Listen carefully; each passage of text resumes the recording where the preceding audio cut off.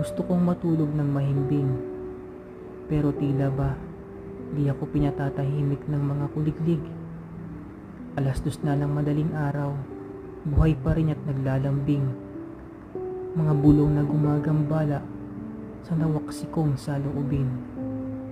Mapagpanggap sila sa umpisa, nakamasid at tahimik na kumikitil. Mula sa samyon ng umaalingasaw na alaala, gigisingin ka nila't unti-unti kang uupusin. Tulad ko'y isang aninong unti-unting naglalaho sa nagtatalong liwanag at dilim. Matyagang nakaabang sa sasapitin kong paghimbing. Di ko nais magapi ng di makatwiran nilang pagpupunyagi.